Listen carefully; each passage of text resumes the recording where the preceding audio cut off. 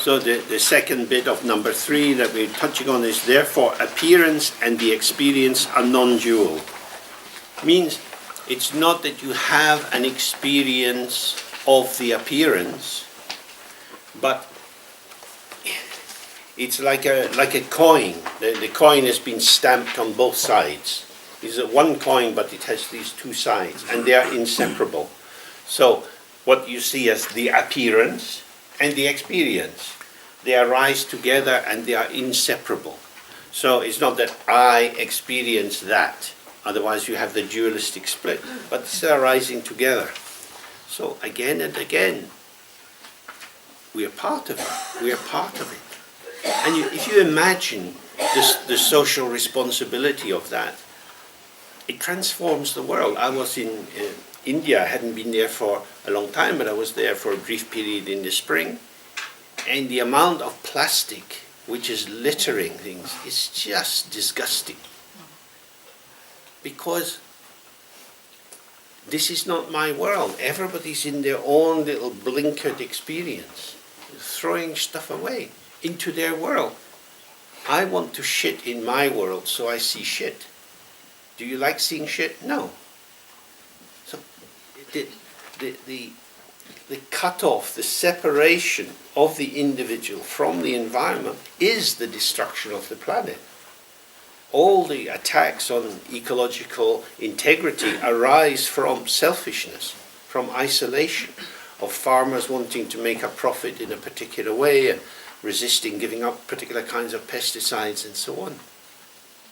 It's always from me first and fuck you. Because these two are born together. Polite people only say, well, sort of me first. Of course I have to take care of myself. But that's the mudra that is embedded in you.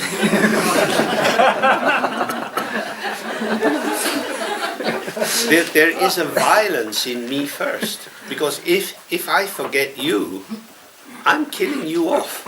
If I'm disregarding your existence, I'm killing you off. So the idea that the appearance is something that I experience, then we make the world better by how we participate in it. So then the fourth point on non-duality. Regarding the mind of non-dual appearance, if one did not formerly possess it, it could not have arisen later. Because it has been like that from the very beginning, the natural way or the intrinsic way is the non-duality of self and other. So this is a basic proposition in Dzogchen, that if you didn't have the potential of awakening, if the mind was not clear in itself, if the mind was something apart from appearances, mind and appearance could never be integrated in non-duality. Because if you took two things and you glue them together, the fault line between the two is still there.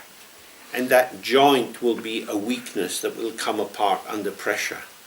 From the very beginning, non-duality is the actuality, or that is how it is, and duality is a delusive fantasy which obscures that which is always clear. And he's saying, if it wasn't like this from the beginning, you couldn't make it that way. So this is something really important. You cannot make yourself enlightened. Otherwise, it would be like building a garden shed. You know, everything which is constructed falls apart. All created things are impermanent. All compounded things move towards destruction.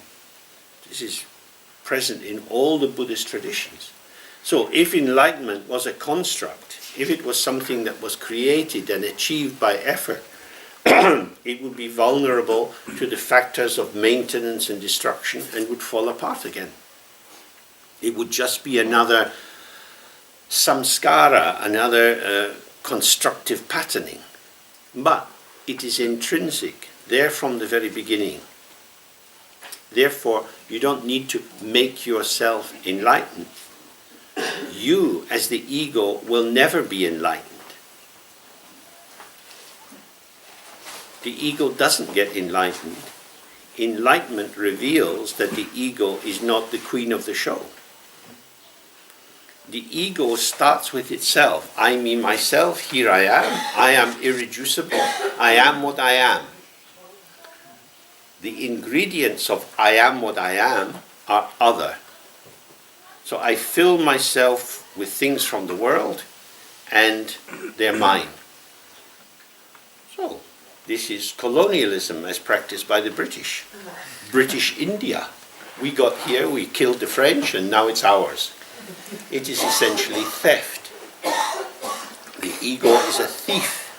It steals, it appropriates, and pretends that what it has appropriated it belongs to itself. Rigpa, awareness, is not a possession that you can steal or buy. It's not something to find because it's hidden somewhere else. It is always there. And by doing the practice and relaxing into the openness, that which is there from the very beginning reveals itself. So the agency of the ego is not necessary for the path, which is why when we do the sitting, we relax and we're just present. We're not trying to do anything. The intrinsic purity of the mind, the inseparability of appearance and emptiness, doesn't require anything from us. The ego is irrelevant, but doesn't have to be destroyed, because the ego is a manifestation of the energy of the mind when the energy of the mind is misinterpreted as being something apart from the ground. That's why we take these emergent forms and because we're not in touch with how they emerge out of emptiness, we don't see the emptiness, and so instead of appearance and emptiness inseparable, we just have appearance. There's a lot of stuff. What is this stuff? Oh, that's the bit I like, that's the bit I don't like, and we sort it all out and we make all these patterns. This is the activity of the ego. So when you relax into the ground nature, the ego formation is not required because there's nothing for it to do. So the ego is the builder of the obscuration which hides that which is unchanging. So that's its function. The ego is ignorance. But I'm me. What about me? My mum likes me.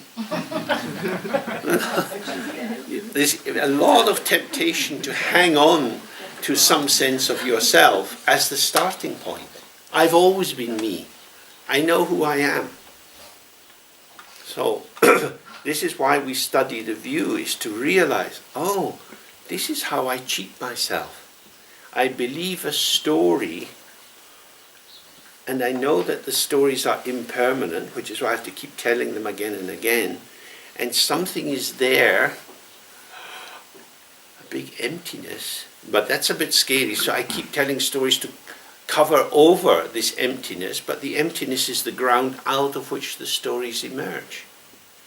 So the story is the denial of its true origin. The story is the fabrication of the notion of self-existing object, self-existing subject, and this is deception. This is why it's delusion. So this is very important. So he says the intrinsic way, or how it is the non-duality of self and other.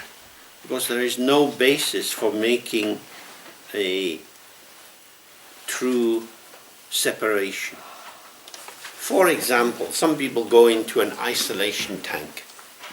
And an isolation tank might be quite nice for half an hour, 1 hour. But imagine if you spent 40 years in an isolation tank. You press the little buzzer, let me out, let me out. Nobody replies. That's very, very scary. Now it's just me. And because the water is at this particular density, I can't even really feel the separation of self and other. Not very nice. There is always self and other. When you get up in the morning, there is the room you're sleeping in. Maybe you're sleeping with someone. They're there. You get up, oh, where's my shoes? Where's my toothbrush? We are always relating to the other. Subject and object arise together. The self alone would be awful. The object alone would be meaningless. So the non-duality of self and other is inseparable from the non-duality of self and other as a pair from emptiness. Emptiness and self and other, inseparable. So then point number 5, he says, sound and emptiness. There are no phenomena which are not non-dual in this way, and so it is the great non-duality. So, here we have a sound, the sound of the bell.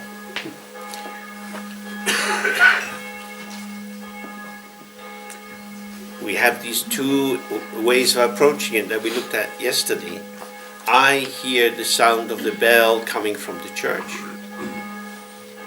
Or we stay with the experience.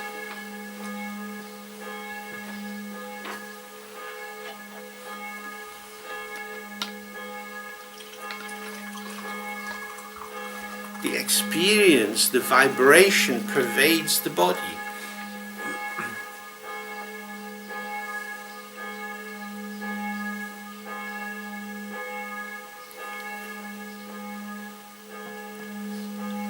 This is my experience. This is not something being done to me.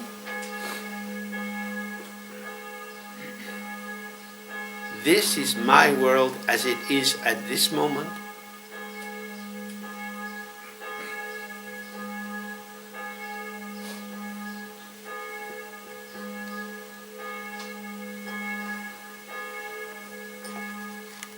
So, we always have the choice to perceive experience in a dualistic way. I am the person hearing the sound, and then you have some opinion about that. Or you allow the emergence of the sound as the context of your existence. This is not something being done to me, this is part of me. This is the emergence of the rich, ceaseless variety of non-dual experience. And for that reason, it's the great non-duality, because there is nothing outside. So, when we get pissed off with things, when we enter into judgment about things, we are saying, this is something other than me, and I don't like how it impinges on me. This shouldn't be happening to me. But it is happening to you. It's part of how your world is. So this beating of the bell, our world, for a while.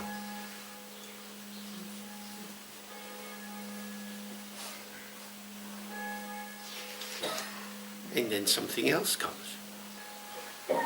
So, because the bell is impermanent, we don't need to get rid of it.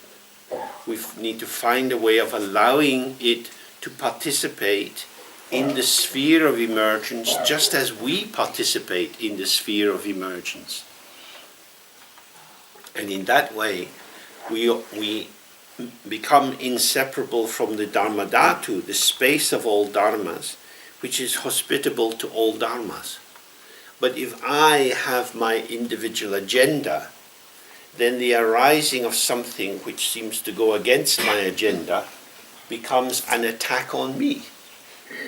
So I don't want to welcome it because I'm holding on to my agenda. This is what I have to do. I'm a busy person. So the more we are attached to a particular shape or trajectory, the more we discriminate between what is arriving and what we don't want to arrive. So then Padmasambhava says, in brief, from the open actuality, which is the pure form of the subject, that is to say, our awareness, all the phenomena of samsara and nirvana, whatever can appear, this arises unceasingly, and so non-duality is free of limitation. There is nothing outside of non-duality. There is no other which has another source than emptiness. Everything is always already within emptiness. So, whenever we enter into judgment, when we come into discrimination and allocate particular values, and we pull some things towards us and push other things away, we are operating in ignorance of the shared ground of all phenomena.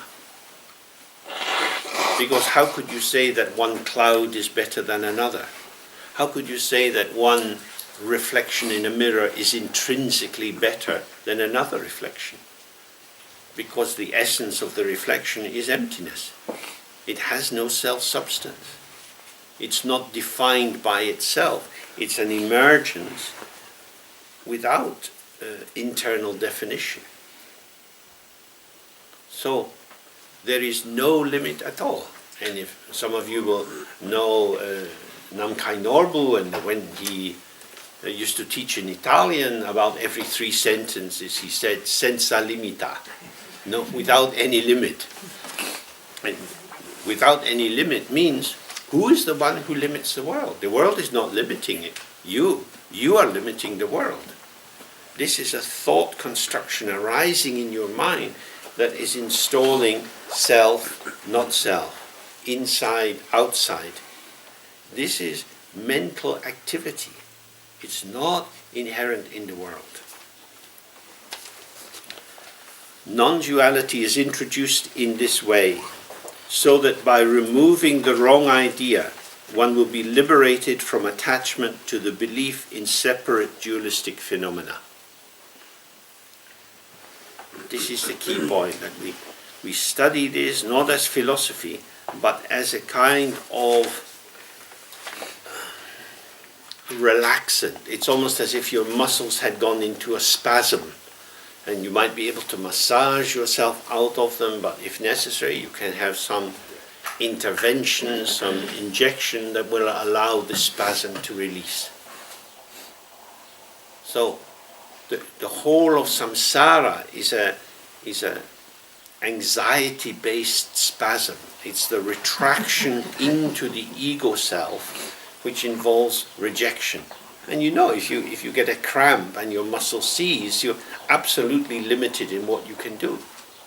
And then when the muscles release, you can start moving freely again. So the constraint, the tightening, the lack of freedom embedded in the ego position, when you start to become aware of that, why would you want to hang on to it? When the Buddhist texts are talking about grasping and craving, these are all appropriative. They are quite tight. They pull in. They're retractive. If I want to pull my hand in, then, I tense the muscle and it pulls the tendon. Some of you as children may have played with chicken's feet, and you pull the tendon. So it's just like that. We tense up and we get smaller. Oh, I'm me. But I'm me because I'm holding myself apart. Being me is an activity of isolation. Integration is not something you do. You don't have to integrate at all. In Dzogchen teachings, integrate should never be an active verb, because integration is intrinsic. It is disintegration which is active. We disintegrate the world by this tightening and spasmodic cutting off. So he says the reason we introduce it, so you let go of this thinking that you're apart from the world. The purpose is the awakening to non-duality. All phenomena can be encompassed within the twofold aspect of the essence that is given above, and they are non-dual, resting in just one single point. So this single point is the tigli or the bindu. It means that, essentially it means a hole. Because a ball has no corners, it has no top or bottom. If you have a little glass bead which is made of a uniform color, if it's round, you turn it around and then you put it down, or here's the top, here's the bottom. Then you roll it and you can't remember what was the top and what was the bottom. The ball has no differentiation. So a tigli is a symbol which represents the undivided wholeness of the integration of the ground emptiness and manifesting appearance. So we have openness, or the ungraspable emptiness, which is revealed through awareness, Rigtong, awareness and emptiness, which illuminates the clarity of the undivided field, clarity and emptiness, Saltong, and within which particular movements are occurring moment by moment, which is appearance and emptiness, Nangtong.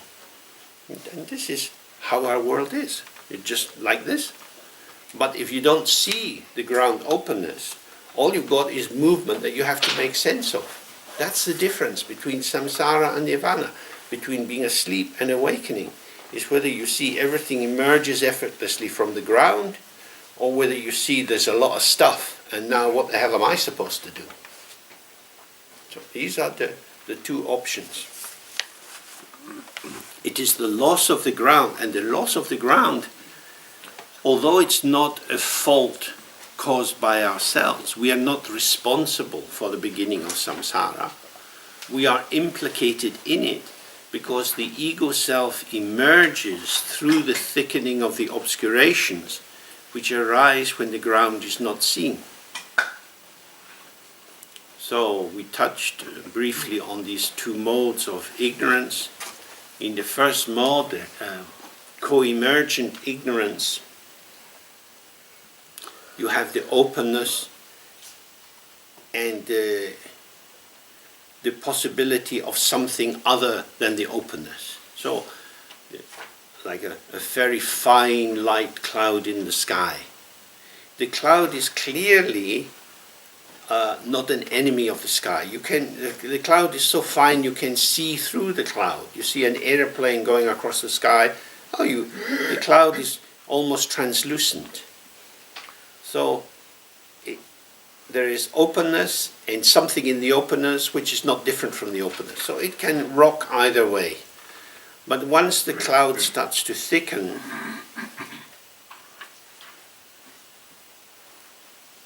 what emerges from this thickening cloud is the diverted light of awareness, the diverted illumination which expresses itself as ego consciousness. I'm here, what's that?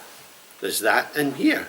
And that unfolds as being here. So the ego is not responsible for the arising of ignorance. The ego is developed through the manifesting of the potential of ignorance. Because ignorance is the misinterpretation of the manifestation of the ground. So this is very important. We didn't make ourselves lost. We don't have to find out who we are. Who we are is always there, unchanging from the very beginning. This is the Vajra indestructible self. So this is the decentralizing of the ego. It's all up to me. I have to do it. I will save all sentient beings. So much spiritual language is highly egoic. And this is saying, careful, don't act in this drama of duality. You won't find a way out if you do that. You're starting in the wrong place. Start with the ground. But I don't know where the ground is. You got the instruction, you got a bum, put your bum on the cushion and follow the instruction, and the ground is there. The ground hasn't run away, because the ground is infinite. You've run away. Where have you run away to? Another bit of the ground. but you don't recognize it's the ground because you misinterpret the nature of manifestation. All manifestation is the radiance of the ground.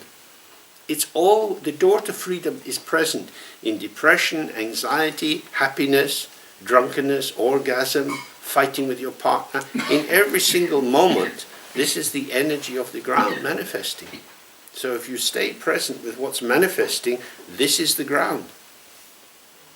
This is the great integration. This is the great non-duality, in which the splitting of sacred and profane, high and low, enlightened, unenlightened, not there.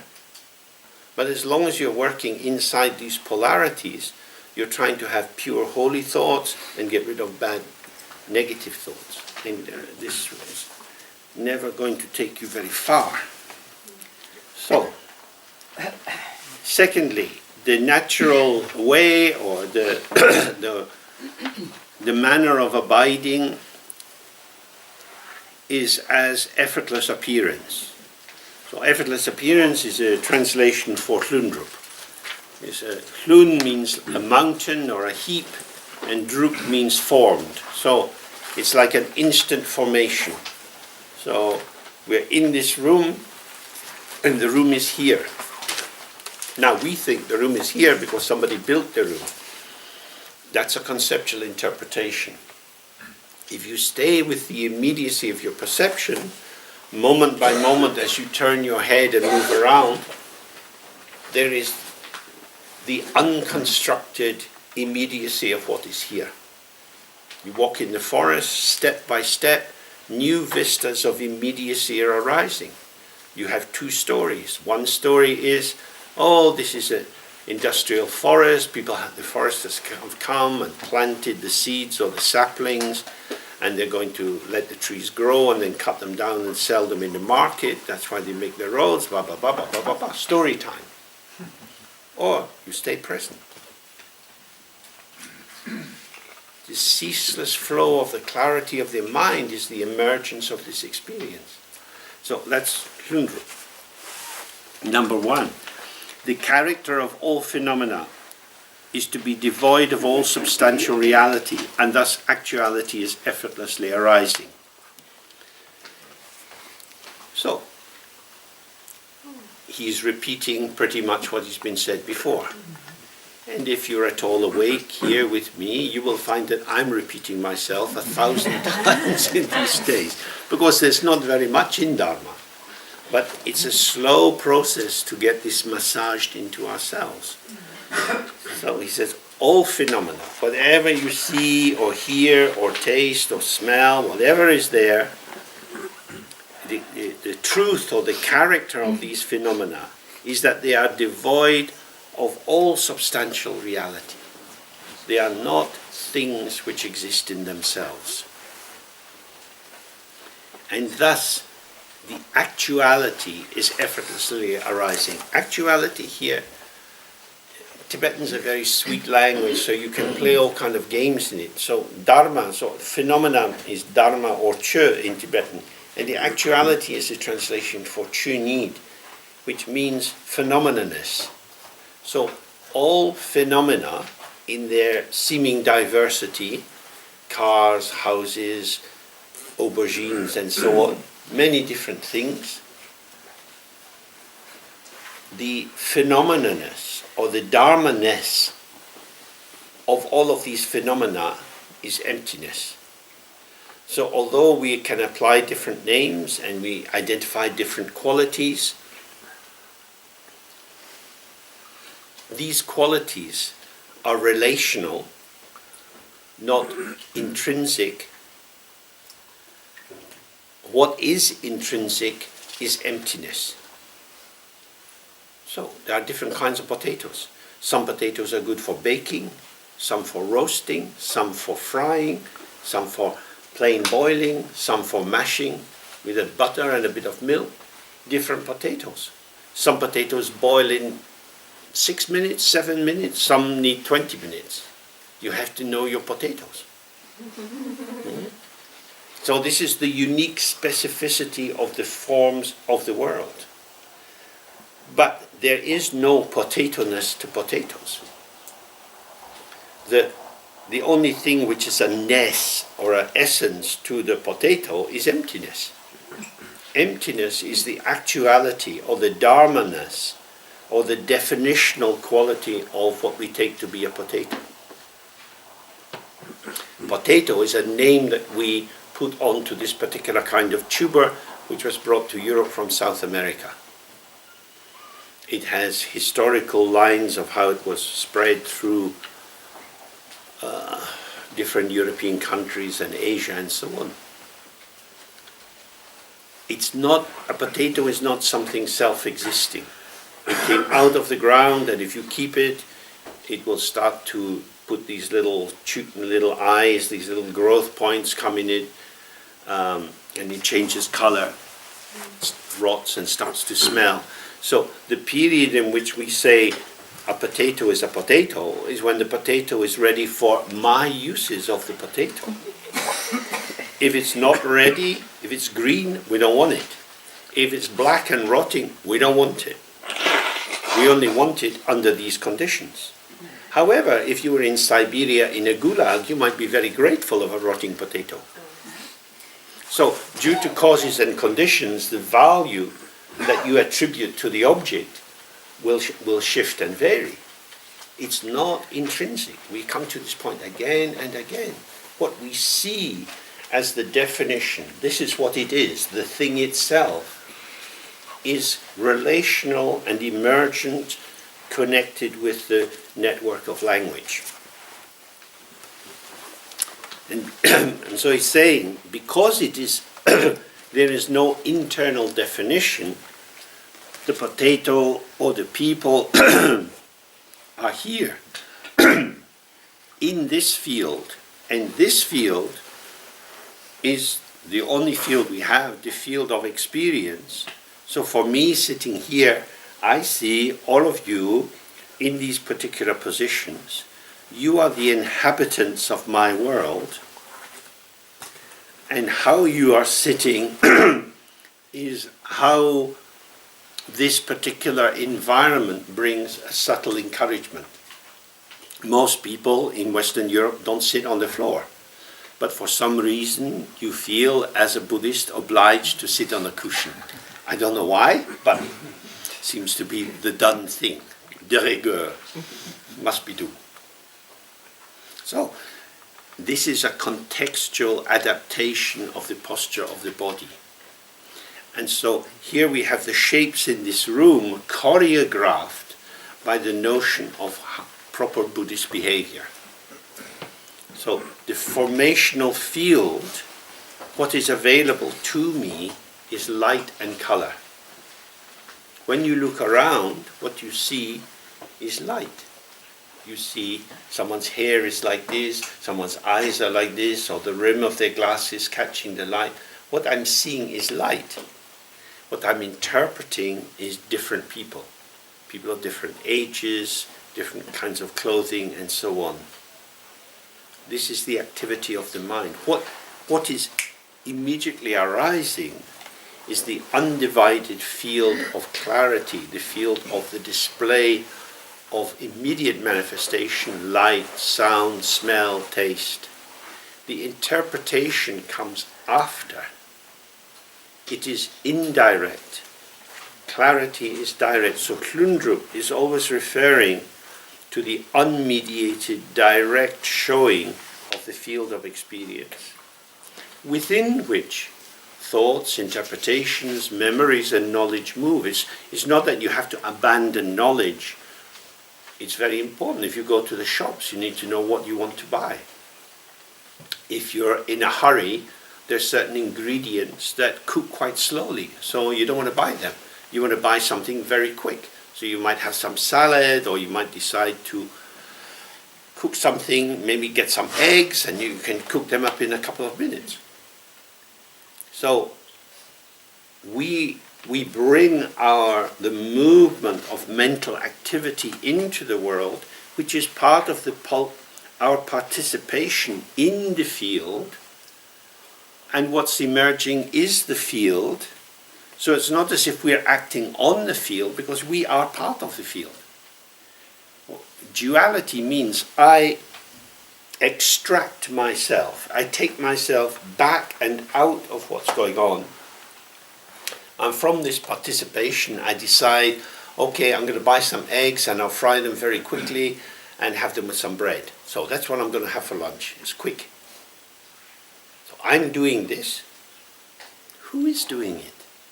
This is the movement of the field in the field. Because I'm bringing the eggs, I break them in a bowl, I get the oil in the frying pan, I put it in there, maybe I want to toast the bread, I put it in the toaster, have I got time for a coffee?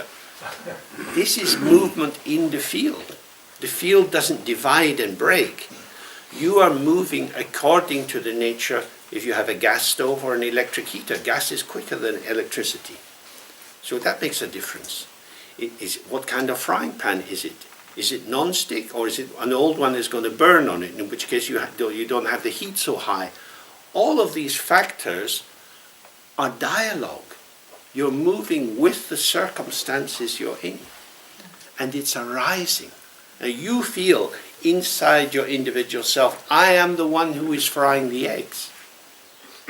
But actually, you are mobilizing as the servant of egg frying. The eggs sit there and they look at you and they say, hey smarty, you didn't turn the gas on. Shit. Right? So we're being called into responding into the situation. So the more we see this, we are pulsating in a world where there is a place for us. We're not the boss. We're not always the servant. We are collaborating with circumstances. And this collaboration, working together, is the quality of non-duality. It's not dominance, it's not subjugation, but it's taking your place. And sometimes our place is expansive, and sometimes it's contracting. We need to know when to stand in a queue. We need to know when to push forward to get something done. So this is the meaning of Hrundrum. Then secondly, all phenomena are energy that is nowhere obstructed, and thus subject effortlessly arises. So, when you look around the room, everybody's just however they are. Whatever you feel inside yourself as a direction or an impediment to your movement, I don't know. For me, the shapes of the people and the furniture in the room is how it is. So, it is how it is. It's unobstructed because it's just this. Now, you may have a desire, I'm getting a bit sore sitting, I wanted really to get up and stretch, but I'm not sure if it's polite to get up and stretch. You could have all sorts of mental stuff going on, but as you manifest, you are as you are. I am as I am. So this is, the phenomena are as they are. They're unobstructed. And this is in the sense of the great perfection. Each of us is perfectly ourselves. Now, in terms of who you might like to be, you may decide, well, hey, I'm not perfect. I could improve this or this or this. I wish I was kinder. I wish I didn't get angry so quickly. Whatever your quality. But you are a perfect angry person. You are exquisitely skilled in being lazy and avoidant. Why would this be changed? There is a place for you as a useless human being. Perfect example of worthlessness. Why not? Because we don't accept ourselves as we are, we take relative truth not as linking and connectivity, but we take it from the point of separation, which means comparing and contrasting. Oh, I wish I was able to do yoga like that person. I wish I was able to move the way that person moves. I wish I could do that. They're better at that than me. So this is what our relativizing does. Not relational, connective, but separative and creating hierarchies. And on the basis of this privileging the template, the idea over the actuality of the phenomena, we say this shape is not how it should be. And that becomes very persecutory until you just think, James, you're fat. That's a fact. Fact, fact, fact, fact. What do you want to do about that? Eat.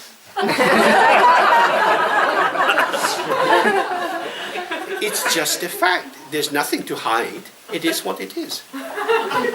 But shouldn't it be different? Why? Oh, you might live longer, but I'm going to die anyway. Isn't there a better way to live? According to whose rule book? According to what template? There are plenty of rule books in the world, plenty of directions that will tell you you should avoid this, or you should eat more of that, and so on. We are as we are. Of course, our lives could be different, and we could change them.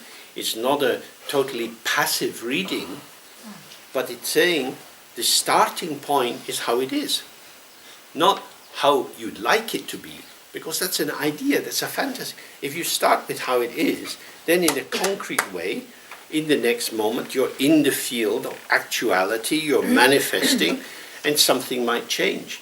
But to go up into the stratosphere of conceptual interpretation and move one idea about yourself with another idea, we know this doesn't transform behavior very well. So what he's saying is that the energy, which is what constitutes phenomena, the shape that is emerging moment by moment, is not obstructed because each is just what it is. It's only something's only obstructed if it's trying to get someplace else, if it's trying to be different.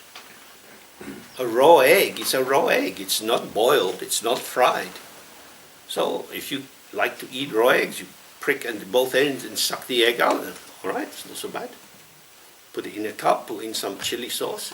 Very nice. So, but some people don't want a raw egg. Oh my God, my salmonella. Oh God. Now I'm frightened that the egg's going to kill me. This is all mental production. It is what it is. But I don't like it. I don't like it as part of the picture. You're entitled to have an opinion, but that doesn't change. It is what it is. And it is perfectly what it is. What you would like it to be, that's another level or another order of actuality. It's a conceptual move. But the phenomena, the insistent presence, it is what it is. And thus, subject effortlessly arises. That is to say, with the world as it is, given that the subject has no essence of its own, if we free the subject from the contamination, from the toxicity of privileging concept over actuality, you find that the subject, that is to say your receptivity and the basis for your participation, is not something which is determined by concept.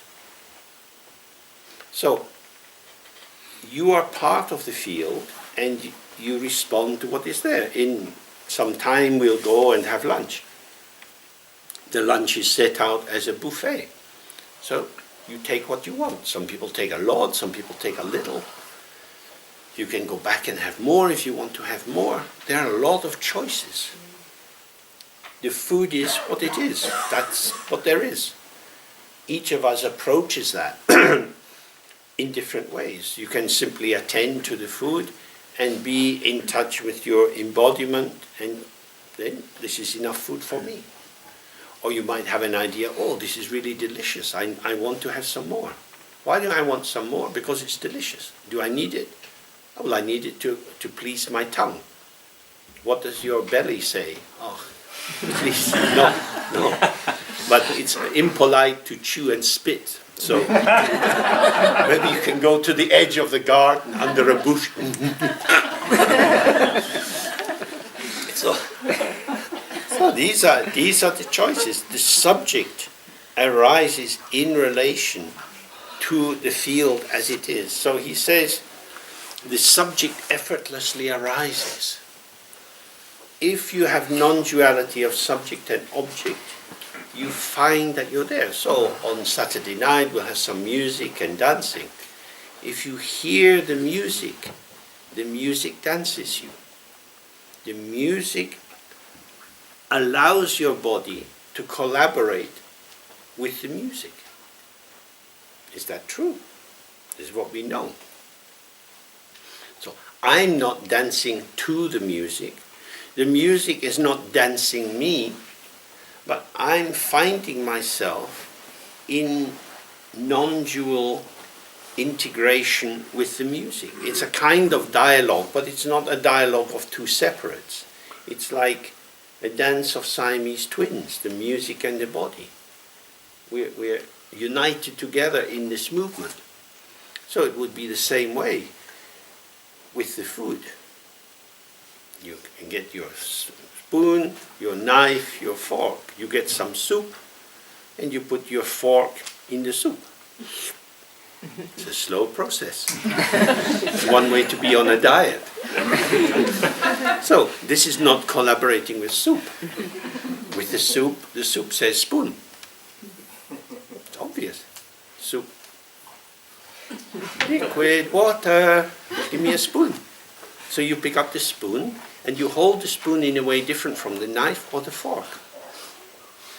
The soup, the spoon, your hand, your mouth are moving together in a sequence.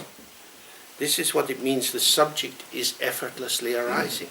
Our subjectivity is in tune with the world. So just as with the earlier thing, if you're crossing the road, you see the cars, and you have a sense of the speed of the car coming towards you. And you judge, oh, can I get across? No, or not. You get the feel of the car as well. You think, this fucker would like to hit me. So this driver's in a bad mood. Okay, I'm back on the pavement. You win. On you go, big boy. Oh, have a good day. Certainly it's like that in London. It's a lot of aggressive driving. So we pick this up because we're here. We're not daydreaming. We're not on a phone. We're here. So the more we are connected, then the object and the subject are seamless. And this is the functional non-duality. They're not put into a blender. They're not becoming homogenized as just one thing. There is differentiation within non-duality. And it is that collaboration which is the effortlessly arising subject. You don't have to think how to be. The soup shows you how to be. The music shows you how to be.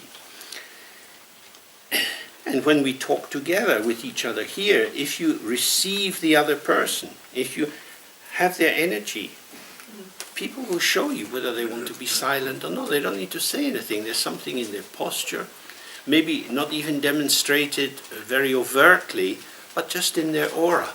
It's like, I don't need sound. I don't need interaction. So that person is very polite. Why would you invade that space? Because you want to talk. So when you want to talk, this is not the subject effortlessly arising. This is the subject under the power of its loneliness or need to give vent to something. And in that way, subjectivity becomes a violence. It becomes an intrusion and an attack on the field of which it is a part. That's just like throwing your rubbish in the street. It's your world. So the subject effortlessly arising is part of the field of the object. Allowing the subject to arise with the object means no agenda. Now that's the very difficult part. It means all my karmic tendencies, all my desires as me, the individual, are like an obscuration to what's arising. But I feel I have to act on them. So hopefully you can see how this links to the meditation practice. We're not doing anything very complicated. We just sit and the thoughts and feelings arise. Many of these arising moments seem very fascinating. They seem to be saying, be with me, eat me, drink me, be involved with me. You need me. We don't. But if you maintain the habit of merging into the tendencies that are arising with you, they will cut you off from the world around you. This is how duality is maintained. But the more we sit and allow the arising to arise, as it says, phenomena are themselves. A thought is just what it is. It's absolutely perfect and it's self-liberating. It goes free by itself. I don't need to be involved. I didn't need to push it away. I don't need to hang on to it. And this is the heart of the practice. So I'm sitting and it goes. So in the same way, I sit down at lunch beside someone and some thought arises in my mind and I want to talk about it. What's the feeling tone with this person?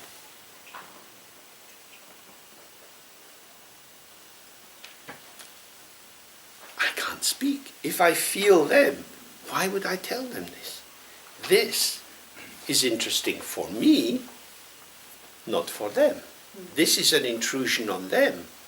But if I don't have the meditation, if I don't know how to just resolve the thought, then I maybe retroflect it, I turn it back into myself, but then it cooks inside me with some resentment or some arousal. I'm not free. I'm constraining myself. I'm not being true to myself in order for them. So it's almost like they're winning because they're in a cut-off mood. What the fuck am I sitting here for? I should have gone somewhere else. Huh? So you can see all sorts of thoughts can arise. But the thought arises, letting go. Just sitting. I thought I was going to talk, but now it's silence. Now another thought comes, but I would prefer to talk. I want to talk. Thought vanishes. Now there's silence. I'm in the silence. So this is exactly the crossroads of freedom. If I want the false freedom of speaking when I want to speak, I'm binding myself into duality. If I find the true freedom of allowing arising phenomena to go free without being activated if there is no need to activate them, then it's a very different world. Does that make sense? The difference between the two. So that's something really radical for us, is to see that there is always a choice in manifestation. And that's why the work that Jayacita is doing is a very helpful scenario for exploring that if you're doing interactive work in an intuitive way, without relying on verbal explanations of what you want to do and why, you have to be very sensitive to the other person. Because it's about co-emergence. Not that they control me or I control them, but this is the mood. And that co-emergence is not about winning and losing, but clearly, if I'm sitting beside you and you are very quiet, that's an invitation for me to be quiet. It's not that you're forcing me to be quiet, it's just, oh, this is the mood. If you go into a church, you don't start shouting. When children go into the play park, they start to make a lot of noise, because these are situationally evoked responses. And that's really good, to know that you mobilize in different ways in different settings. So this is just making even more fine, more subtle, the skills that we already have, except we're not doing it intentionally so that Mum's saying, shh, you're in a church, we don't make a noise. It's not that you have a learned internal control or right, wrong, good, bad, but it's just, it's in the air, it's in the ether. And your sensitivity allows the freedom of non-engagement. Okay? So, then he says, and this is something similar, the true nature of all phenomena is beyond understanding, and thus non-duality is effortlessly arising. That is to say, if you do a very simple exercise, if you go out in the woods in the afternoon and you find a nice place to sit near a tree or a bush, you can just do a little bit of practice, sitting quietly. And then you can go to the tree, relaxing the out-breath, and just allow the tree to fill the space of experience. You're not telling the tree what it is, you're not making a comment on how beautiful the leaves are. There's no conceptual formulation, you're just being with what is there. And the more space there is for this phenomena in front of you, the more empty your mind will become. The object frees the subject. The object as it is frees the subject. But if you start telling the tree what it is, like a child bouncing a ball off a wall, the energy that the child puts into throwing the ball at the wall comes back to it as the ball hits the wall with the pressure and bounces back. So I'm telling the forest what it is, and it becomes what I'm telling it. And now the tree is this particular tree as defined by me, and I'm me defined by my experience of the tree. So I'm limited and the tree is limited. This is our normal ego way of operating. But he says, how this bush or tree actually is, how it is, without your interference or commentary, is beyond understanding. It just is. So when you allow the fullness of the tree, it doesn't have even one hook for you to hang a concept on. There's no invitation to do anything with it. It's just, as it says before, complete, perfectly itself. So then you have the experience of, just what? The mind empties in the fullness of the object. The object, as it is, delivers you from the prison of your egoic self into the unborn openness of awareness. And this is beautiful, because it's not artificial. You're not doing anything. You're allowing yourself to be in yourself, because the bush as it is doesn't collude with your fantasy of I know what's what, I know how things are, I know what to do. So when there is no object to dance with the subject, the simplicity of the object relieves the subject of the need for complication, and just open. It's very sweet, it's very nice, the best kind of practice of all. You can do it in the bus stop, looking at an advert, you can do it with anything. You just open yourself to what's there.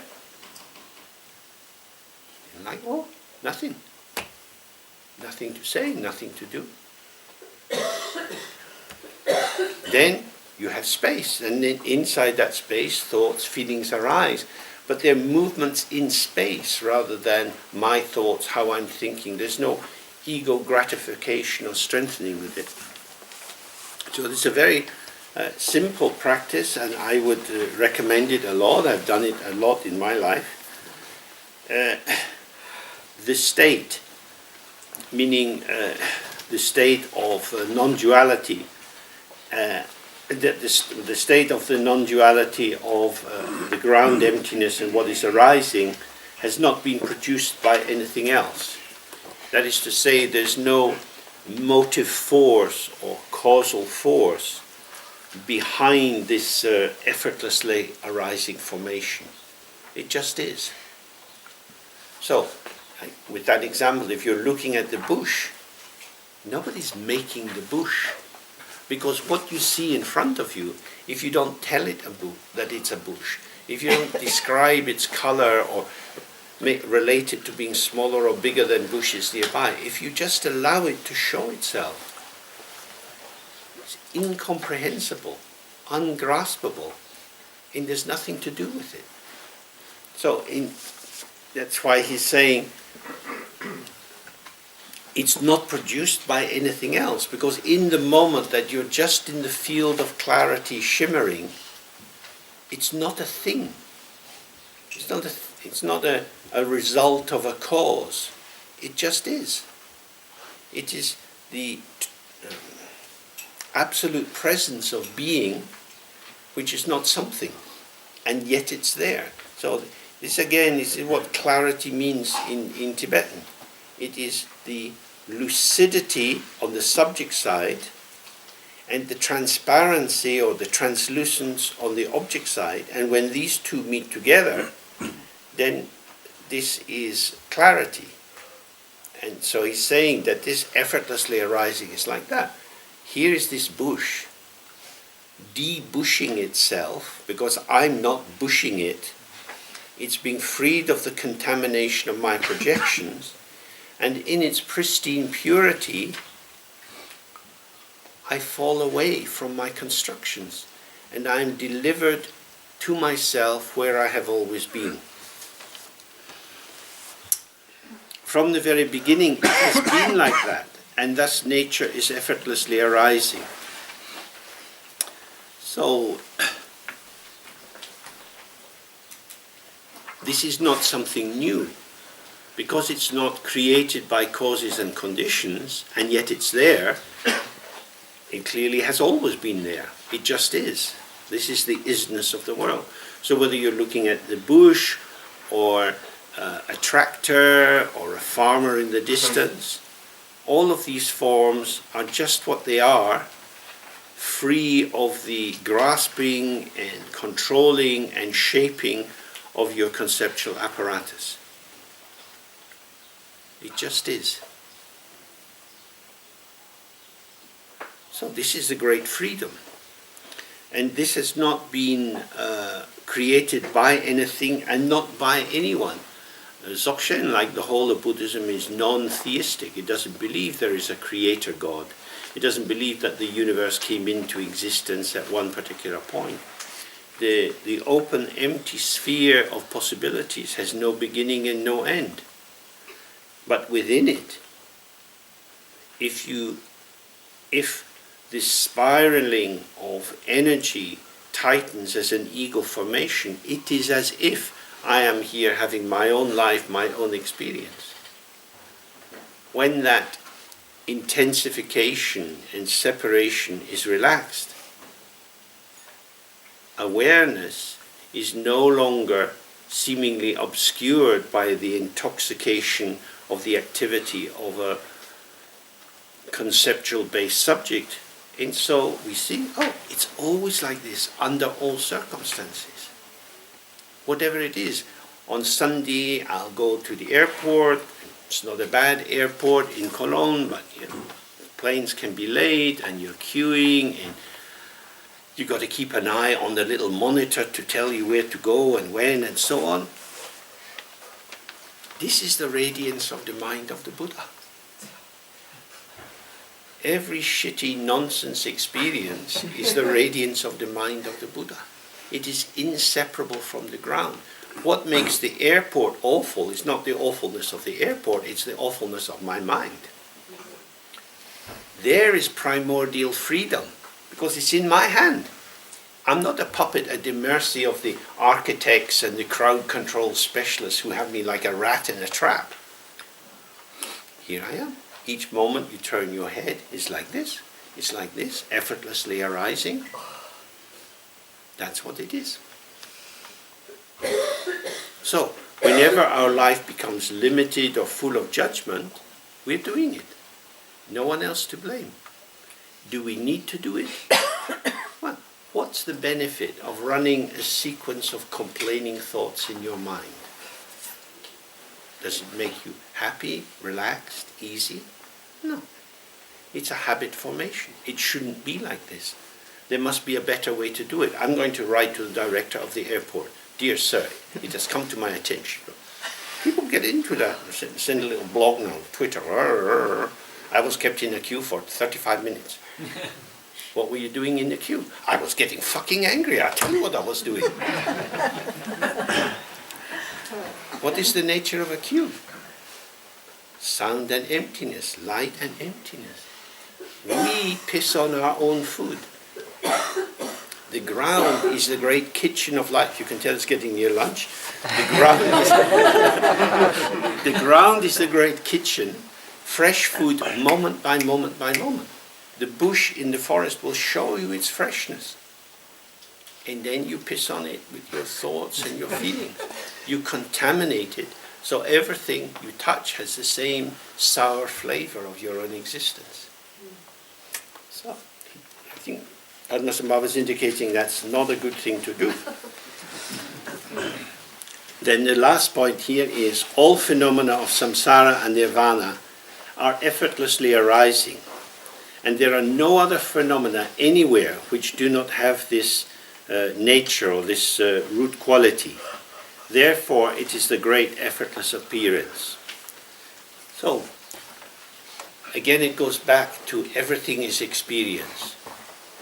There is nothing anywhere which is outside the effortlessly arising field of clarity of your own mind.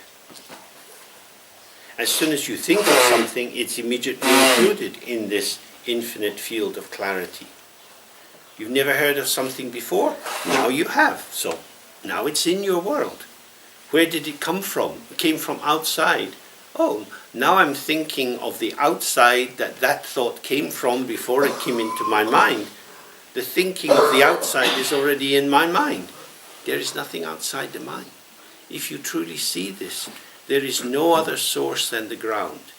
When you have duality and you split and you project and you say, oh, that was really interesting. At breakfast somebody was telling me something interesting about this and this and this. Where did I get this information from? Oh, that person I was sitting next to, they told me this. It came from them to me. This is our normal way of understanding. But my body sitting next to their body and their words coming in my ear is always already within the field of clarity. It's already on the inside, it's effortlessly arising. You don't have to believe this, it's not a belief system, it's something you can perceive for yourself.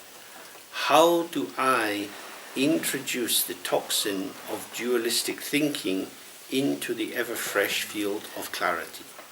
How do I do that? How do I contaminate the world? Can you go say that again, please? So, how do I contaminate the ever-open field of non-duality? With my judgment saying there's this and there's that, and this is better than that, and I want to have more of this and less of that, and so on. All of this mental activity, which could be simply empty thoughts arising in the space of lucidity, if we rest on them as voices of truth, they divide the world. So, when it says there's no real division between samsara and nirvana, it means the very thought which binds an ordinary person frees a yogi. So the yogi sees that the ground of the judgment, fuck off, I don't like you. Horrible thing, fuck off, just go away, I don't want to see you again. Oh, this is an expression of emptiness. No, it's not. Yes, it is. Yes, it is. Where does it come from? It emerges. So if you go for the manifest content or the affective quality, fuck off. It's not very nice. We say, oh, that's a horrible thing to say. But what is it? It's sound and emptiness. Stay with the ground, stay with the emergence of the emptiness of the ground, and effortlessly the content, however it is, seemingly good or bad, you will see is within non-duality. But if you react in a vibratory way to the manifest content, to the semantic content, and you take it seriously, how dare you speak to me like that? Who are you to tell me? You're just a lost, lonely person wandering in samsara. All it was sound and emptiness. Well, I don't like that sound. Didn't sound empty to me. There is the choice point. We're always on the choice point. Relax and open, and you see the integration. Tense up, react, and then you have the duality. So this is our practice. Okay, so we start with the refuge in bodhicitta, and then we go into the 3R practice. And as we're doing the refuge in bodhicitta, we're making sound. And the sound arises because the wind is rising up from the lungs and it's going through the voice box. So you have the space of the open pathway, and you have the vibration which is set up, which sets up the energy. And so the sound is emerging as a vibration which manifests, if you have the key to understanding the meaning of the word, then you have meaning. So there you have the 3 aspects of openness, the manifesting energy, and the co-creation of meaning. That the meaning is not embedded in the object, but it is revealed through the potential. So in the Nyingmapa tradition, there is a lot of emphasis on terma teachings. Termas are treasures which were buried at the time of Padmasambhava and later are discovered by great yogis. But in a sense, termas are being discovered all the time. So when someone here is talking in German, those of you who know German understand them. I, not knowing German, don't have the key to that treasure.